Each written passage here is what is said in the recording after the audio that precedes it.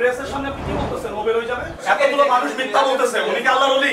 Sir বলছে আমরা মাইনে নিছি, কিন্তু আপনাকে যদি এই অফিসার দেখছি এটা তো কঠোর অবস্থানে আমরা যাব। সে একজন প্রতিবন্ধী মানুষ, আপনাকে সুযোগ দিছে। আপনি সুযোগ দিবেন কেন? সুযোগ আপনি দিবেন। আপনার তো একটা নিয়োগ হইছে, সেটা পার্মানেন্ট হোক চুক্তিভিত্তিক হোক। ওনাকে নিয়োগ দিছে কে? আপনি যদি 3000 টাকা নেন, তাকে 2000 দিবেন, আপনি 1000 নেবেন, এরকমই তো বিষয়। ওই টাকাটা আপনি কার মাধ্যমে কাজ আপনি মধ্যবিত্ত বলতে হবে না, পুরোটাই আপনার। পুরোটাই আপনার দোষ হবে, পুরোটাই। আপনাকে আমি এসে আপনাকে যা করার করবে কিনা বলেন।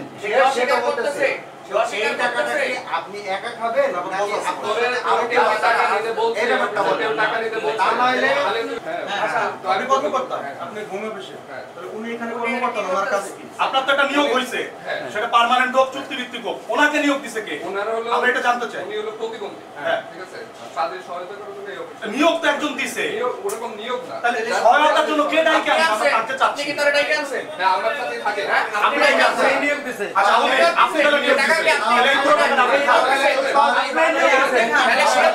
সে তো এই 3-4 টাকার জন্য আর কি একান্ন কথা না, সে তো উপর থেকে নির্দেশ আসছে। এই অফিসে বসে টাকা চাওয়ার অধিকারটা কোথায় পেলেন? এতগুলো মানুষ মিথ্যা বলতেছে। উনি কি আল্লাহর ওলি? আমরা ওনাকে ফেরেশতা বানিয়ে দিব? এই ভাই, এইমাত্র আপনি বলছেন যে নিজের টাকা চাইছে, এর কোনো প্রমাণ নেই। ওই ভাইজান কই? ভাইজান ঠিক আছে। এরা সিনি প্রাইভেট অফিসে আসতাম তো, আসতাম তো আমি। এরা এই পয়সা ফাইলের প্রতি টাকা নিতে অনলাইনে সে আসছে, আপনাদের এই হবে।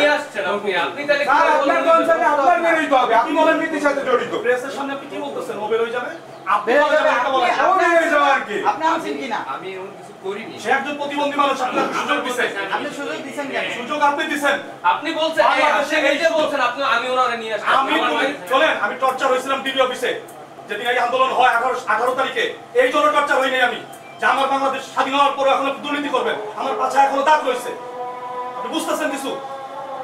যে অফিসে দুর্নীতি হবে আপনাদের মতো লোক আমরা পিটাই মেরে লাগবে প্রয়োজনে। তাই যদি আপনারা আইনত ভালো না হয়ে যান, আইন কিন্তু আবার নিজের হাতে নিব। আমরা আইনের প্রতি শ্রদ্ধাশীল ভাই, ব্যাপক শ্রদ্ধাশীল আইনের প্রতি। স্যার বলছে আমরা মাইনে নিছি, কিন্তু আপনাকে যদি এই অফিসার দেখছি এটা তো কঠোর অবস্থানে আমরা যাব। যদি আপনাকে এই অফিস আমরা দেখছি, আমরা কঠোর অবস্থানে যাব। পুরো ফরিদপুরের ছাত্র সমাজ আমার সাথে, বাংলাদেশের ছাত্র সমাজ আমার সাথে কঠোর অবস্থানে যাব। আমার একটা চেয়ার মতো জায়গা বসবো।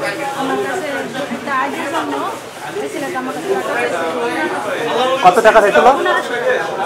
প্রথমে আমরা পরিচিত নিয়ে আসছি, একটা ভাই আসছিল পরে আসছে, ঠিক আছে মিলে 1200